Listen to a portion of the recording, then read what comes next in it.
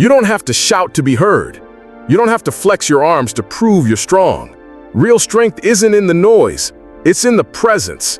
When your mind is rock solid, people feel it the second you step in the room, even before you open your mouth. Think about it. Some folks spend their whole life working on their body. Others hustle just to build a brand, but very few actually take the time to build the most important thing of all, the mind. A mind that's tough as steel, steady as a mountain, and clear like glass. That's the kind of mind that rattles mediocrity. That's the kind of mind that makes people stop and think, whoa, this person is different. And here's the truth. You don't need approval to have that kind of power. You don't need likes on social media. You don't need a round of applause. A strong mind doesn't crumble when the plan changes. It doesn't freeze when life throws curveballs. It adapts. It recalibrates. It rises. You want to be unstoppable? Forget trying to impress everyone. Forget bending yourself just to fit in. Forget being liked. Instead, build a mind that doesn't flinch under pressure. A mind that can look at the storm and say, bring it on. A mind that speaks louder in silence than others do in shouting. That's the kind of mind that turns ordinary people into legends. But here's the kicker. Nobody is born with it. That kind of mind doesn't just fall out of the sky. It's forged. It's trained. It's built through habits, through choices, through how you handle your everyday battles. And the very first brick you lay in building that kind of mind is embracing discomfort. Most people run from discomfort. They treat it like it's the enemy. The moment life feels tough, they reach for distractions, scrolling endlessly, binge-watching, numbing themselves just to escape the sting. But here's what a strong mind knows. Discomfort is not your enemy. Discomfort is your coach. It's your personal trainer. It's the proof you're stretching. It's the evidence that you're not staying stuck in the same old comfort zone. Think about Michael Jordan, one of the greatest basketball players the world has ever seen. As a teenager, he was cut from his high school team. Most kids would have sulked, maybe even quit, but not him. He used that sting of rejection as fuel. Every early morning, every late night practice, every drop of sweat was him running toward discomfort instead of running away from it. That's why, when the spotlight came years later, he was ready. That's why he became unstoppable. See, a weak mind says, this is too much, this is too hard. But a strong mind says, this is exactly how I grow. Every challenge becomes a workout. Every setback becomes feedback. Every no you hear becomes fuel for your fire. And once you stop dodging discomfort, you stop dodging your own power. But building mental muscle doesn't stop there. The next step is guarding what goes into your head. Your mind is like your body. You can't build a strong body on junk food, and you can't build a strong mind on junk thoughts. If all you're feeding yourself is gossip, fear, negativity, or endless comparison, don't be surprised when your thinking is foggy and your confidence is shaky. A strong mind is like a guarded fortress. It doesn't let every idea, every comment, or every voice walk through the gates. It filters, it chooses, it protects its peace like it's gold. Why? Because once your attention gets hijacked, your clarity is gone. And once your clarity is gone, you can't lead, you can't build, you can't stand tall. Want a strong mind? Then control your inputs. Master what you watch. Be careful what you listen to. Pay close attention to the voices you allow into your life. You don't have to cut everybody off, but you do have to guard your influence, because your mind becomes what it consumes. Let me tell you another story. Thomas Edison, the man who gave us the light bulb, failed over 1,000 times before he got it right. Imagine that. Most of us would have quit after the 10th or 20th try. But here's the secret. Edison didn't see those failures as failures at all. He saw them as feedback. Every mistake was just more information that shaped the next attempt. And why was he able to see it that way? Because he had control over his inputs. Instead of letting doubt, gossip, or ridicule from others take over his mind, he filtered it out and kept his focus clear. That's mental muscle. That's discipline of thought. So here's the reality check. If your days are full of gossip, your nights are full of fear, and your mornings start with chaos, don't expect your mind to be strong and steady. Junk in, junk out. Protect your mental diet the same way you protect your physical one. And once you start embracing discomfort and filtering your inputs, something incredible begins to happen. You start feeling a shift. You start noticing that your silence carries weight. Your calmness exposes the chaos of others. Your steady focus becomes rare in a world addicted to distraction. This is the foundation. This is the ground floor of building a mind that doesn't just survive storms, it thrives in them. From here on out, every habit, every choice, every filter you set becomes another brick laid in that fortress. But we're just getting started, because once the foundation is set, the next challenge is about learning to focus like your life depends on it, and holding yourself accountable with unshakable discipline. Now that we've laid the foundation, let's move into the grind, the day-to-day training of the mind. Because here's the truth, no one builds a fortress overnight. Strength of mind is not about a single moment of inspiration, it's about what you practice when no one's watching. And the first training ground? Focus. Focus is your life force, it's your secret weapon. Without it, all your ideas, your goals, and your big dreams are just smoke. Distraction is the enemy, not because it's loud and obvious, but because it's subtle.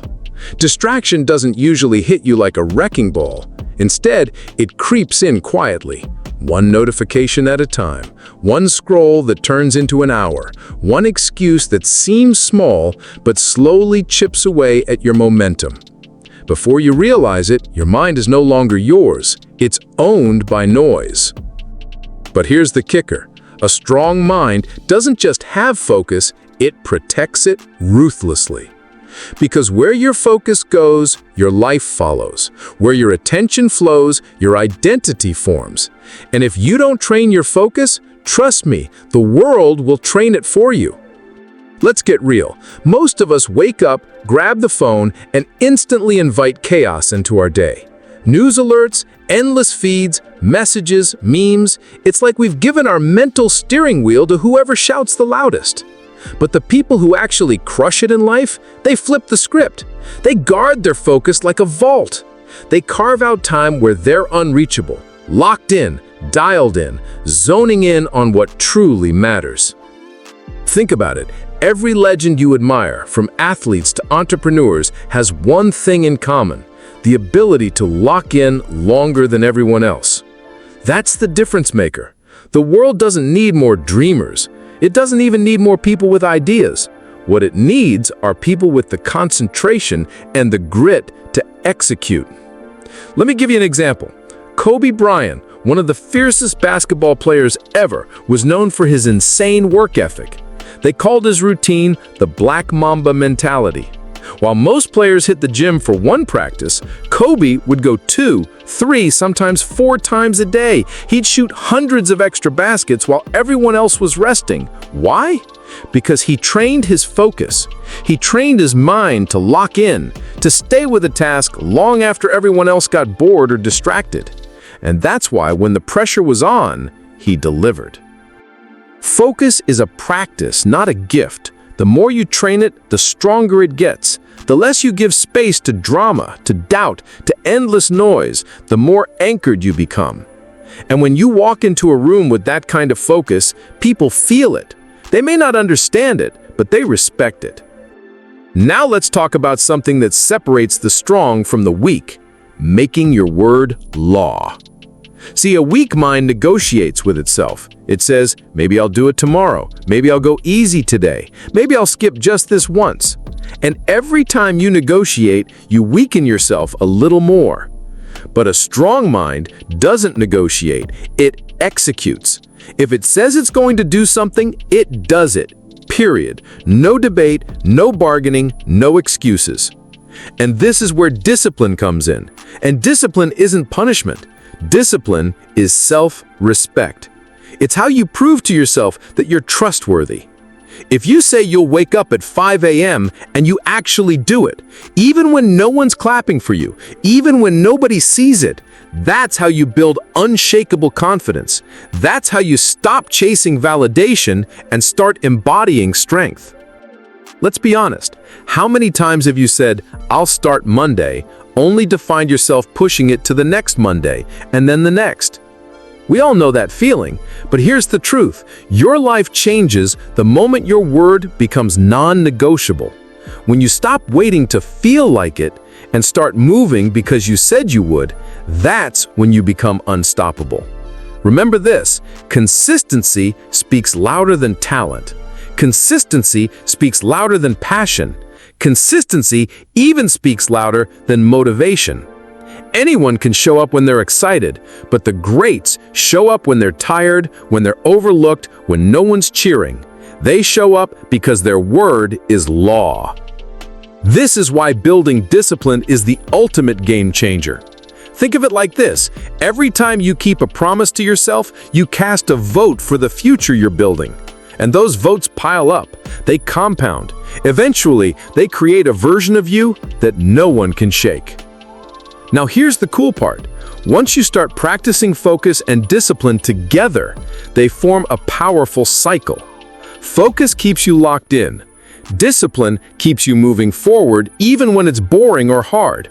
Together, they create momentum, and momentum is everything. But let's get practical for a second. How do you actually train focus and discipline in your everyday grind?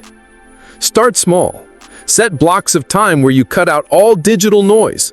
Silence your phone. Shut the tabs. Give yourself permission to go deep into a single task. And when your brain screams for distraction, stay locked in anyway. That's a rep. That's mental weightlifting. Then, make tiny promises to yourself every day and keep them. It could be as simple as drinking more water, going for a run, or finishing a chapter of a book. It doesn't matter how small. What matters is that you do what you said you'd do. Over time, those small wins stack up into big confidence. Here's the big takeaway. Focus and discipline aren't just habits, they're identities. When you master them, you stop being someone who hopes they'll get stronger. You become someone who is strong, someone who can be trusted, someone who doesn't fold when life gets tough. And the beautiful part, once you start living like this, people notice. They can't manipulate you. They can't drag you into every drama. They can't shake you with every little storm. You're anchored, you're steady, you're solid. This is the grind. This is where mental muscle is built, day by day, rep by rep, choice by choice. And the more you practice, the more you realize something powerful. You don't need hype to move. You don't need applause to keep going. You don't even need motivation. You just need your word. Because once your word becomes law, your life becomes unstoppable. Now here's where it gets even deeper. A strong mind doesn't just control its focus or its discipline. It also learns how to master emotions, to embrace solitude, and to think long-term. Because if you don't master what's inside, what's outside will always control you. So we've talked about focus, we've talked about discipline, but here's the truth. No matter how sharp your focus is or how strong your discipline feels, life is still going to test you. Storms will come, pressure will mount, emotions will rise. And this is where the battle for your mind either gets lost or gets won. Because let's be real, your mind cannot be strong if your emotions run the show. If anger drives your choices, fear shapes your future, or disappointment makes you throw in the towel, then all that focus and discipline won't hold up when it really counts. So what do? We train emotional mastery. And no, I don't mean becoming cold, robotic, or pretending you don't feel anything. Emotional mastery is not about shutting down. It's about ownership. It's being able to feel the fear, but still step forward. To feel the pressure, but stay calm anyway. To feel the weight of the world and still refuse to break. A weak mind reacts. A strong mind responds. That's the difference. When you master your emotions, you don't get tossed around by every storm. You become the calm in the middle of it. You become the eye of the hurricane. People look at you and wonder, how are they so steady when everything around them is falling apart? That's power. Let me make it plain. Picture two captains sailing in a storm. One captain panics, screams at the waves, and blames the sea. The other captain steadies their breath, studies the storm, and calmly adjusts the sails. Same storm, different response. Guess which ship makes it through? That's life. Storms are inevitable. Your reaction is optional. Here's a simple practice. When emotions rise, pause. Just pause. Take one breath, step back, and observe what you're feeling. That split-second pause is the gap between reaction and response. And in that gap, you choose whether your emotions control you or you control them. Now, connected to this idea is something most people run from: solitude. Let's be honest. Most people can't sit still in silence. They crave constant stimulation. If it's not a screen, it's a song. If it's not a crowd, it's some noise to drown out the quiet. And you know why? Because silence forces us to face ourselves. It forces us to confront the truth we've been avoiding. But here's the secret. Solitude is where clarity lives. Solitude sharpens your vision. It's in the quiet moments that you actually meet your real self. That's where you discover what you believe, what you value, and what you're really about. A strong mind doesn't fear being alone. It seeks it. Because when you're comfortable in your own company, you no longer need attention to feel alive. You no longer need validation to feel worthy. You can disappear for a season and come back 10 times sharper. And that right there is rare power. Think about some of the greatest leaders and innovators in history. They all had seasons of solitude, times when they stepped away from the crowd, cut the noise, and went deep within themselves to create. Solitude is not weakness, it's strategy. But solitude is only part of the storm. The other piece is vision, thinking long while acting daily. Strong minds don't get caught up in instant gratification. They don't chase quick wins or overnight applause. They know that real transformation, real greatness, takes time. A strong mind plans deeply and builds slowly. It's not about a sprint. It's about a marathon. It's not about a moment. It's about a legacy. And here's the tricky part: patience. We live in a culture that worships speed. Everything's about fast food, fast money, fast fame. But the truth is, anything built fast can fall just as fast. The strongest minds build with depth. They know that what lasts is what's built brick by brick, habit by habit, day by day. But don't confuse long-term thinking with moving slow. A strong mind moves with urgency, but never with desperation. It knows where it's headed, so it doesn't panic when the results take time. That's why it can keep going when others quit. Let me tell you a quick story to make this clear. There was a bamboo farmer in China who watered his bamboo seeds for years. For 5 years, nothing showed above the ground. Imagine that. 5 years of work and nothing to see. Most people would have quit. But in the 5th year, the bamboo suddenly shot up, growing over 80 feet tall in just 6 weeks. Did it grow in 6 weeks? No! It grew in 5 years underground, building roots, strengthening its foundation. That's your life. That's your vision. You might not see results right away. You might water, and the ground still looks bare. But if you stay consistent, if you keep the vision clear and keep acting daily, one day, everything breaks through. That's why a strong mind thinks long, but acts daily. It doesn't need applause every night to stay committed. It doesn't need immediate payoff to stay in the game. It knows that the seeds planted today will become tomorrow's harvest. So let's tie this together. First, you must master your emotions, because if you don't, they'll master you. Second, you must learn to embrace solitude, because it's in the quiet that you discover who you really are. And third, you must think long while acting daily, because greatness is built over time, not overnight. And together, these three create resilience. They create that quiet, unshakable strength that the world feels but can't explain. That's the kind of strength that terrifies mediocrity. That's the kind of strength that separates those who fade from those who last. And here's the real beauty. Once you start practicing this, you no longer get shaken by storms. You no longer panic when things fall apart. You stand tall, steady, and focused, knowing that everything you've been through is just shaping you for what's next. Because the storm doesn't destroy you. The storm forges you. Now all of this brings us to the final and most important step. Rising from failure, turning pain into fire, and leading not just yourself, but others. That's where true greatness lives. We've laid the foundation. We've gone through the grind. We've walked through the storm. Now comes the rise. And let me tell you, this is where everything you've practiced, every bit of focus, discipline, solitude, and emotional mastery comes together. This is where failure stops being your enemy and becomes your fire. This is where you stop just building yourself and start leading others. Because here's the truth most people don't want to hear.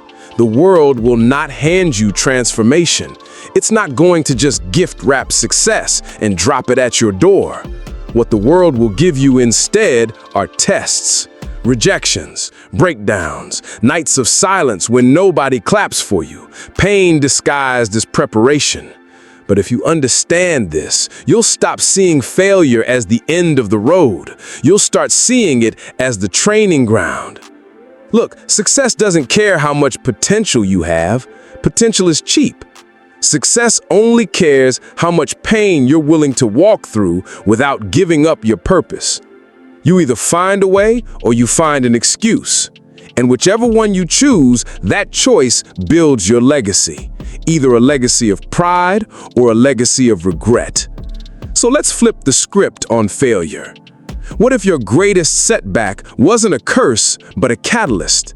What if the debt, the heartbreak, the betrayal, what if all of that was pressure shaping you into the person you were always meant to become? Think about Thomas Edison again. 1,000 failed attempts before he got the light bulb right. Imagine the headlines if he had quit at failure number 999. We'd probably still be sitting in the dark. But he didn't stop because he understood something most people miss. Failure isn't the opposite of success. Failure is the blueprint of success. And it's not just Edison. Look at Oprah Winfrey, fired from her first television job because she was unfit for TV. Can you imagine? One of the most influential voices in the world today was once told she wasn't good enough. But she didn't let that failure define her. She let it refine her. And that's the difference between those who fade and those who rise. So here's the challenge. Stop hiding from failure. Stop treating it like a scarlet letter. See it for what it really is. Feedback, data, training. Every rejection shows you where to get sharper. Every delay strengthens your patience. Every setback forces you to find out what you're truly made of. But the rise isn't just about surviving failure. It's about turning that pain into power. That betrayal that almost broke you, it taught you self-reliance. That heartbreak that left you shattered, it taught you how to protect your soul. That business collapse that embarrassed you, it taught you how to rebuild from nothing. Pain is never wasted when you decide to use it. Here's something most people forget. Scars are not signs of weakness. Scars are proof you survived. They are your credentials. They're what give your words weight, your leadership authority. Because people don't trust leaders who've never struggled. They trust the ones who've been through the fire and came out carrying wisdom. This is why your rise matters so much. It's not just about you. It's about the people coming after you. It's about those who are still stuck in their storms, looking for a math out. And whether you realize it or not, your story is becoming their blueprint. That's what leadership really is. It's not titles, it's not applause, it's not being in front of a crowd. Leadership is the quiet decision to keep moving forward when others quit, so that your example becomes the light for someone else. And that's why raising your standards is non-negotiable. Most people think they need motivation to succeed. Wrong. What they really need is higher standards. Because you don't get what you want, you get what you demand from yourself. If you accept excuses, excuses become your reality. If you tolerate average, average becomes your identity. But when you raise your standards so high they scare you, you rise to meet them. And once you raise those standards, you must protect them, because success will try to lull you into comfort. It will whisper, "Take it easy. You've made it." Don't buy that lie. Success is rented, and rent is due every single day. So keep raising the standard, keep raising the intensity, keep raising the discipline, because the most dangerous lie is not that you'll fail, it's that you can relax before the mission is complete.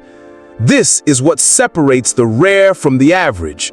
The rare keep sharpening even when they're winning. The rare keep grinding even when they're comfortable. The rare don't downgrade their dream to fit their discipline, they upgrade their discipline to match their vision. And that's exactly what I'm asking of you now. So how do you rise? You rise by leading yourself first. You rise by mastering your internal world so deeply that nothing external can shake it. You rise by making your actions speak louder than your words. You rise by becoming the kind of person who doesn't just chase success, but redefines what success even looks like. And here's the thing, you already have what it takes. The proof is simple. You're still here. You've faced storms, you've walked through rejection, you've tasted failure, and yet you're still breathing. That alone means your story isn't finished. That alone means you're still in the fight. So rise, rise with fire, rise with resolve, rise with the kind of focus that makes people wonder how you do it. Rise with the kind of calm that terrifies chaos. Rise with the kind of discipline that makes you undeniable. And when you rise, don't just do it for yourself. Do it for the people who will one day look at your story and say, if they could do it, maybe I can too. Do it for the ones who are still in the dark, waiting for someone to show them the light. Do it for the legacy that will outlast you. Because at the end of the day, this isn't just about achieving goals. It's about becoming undeniable.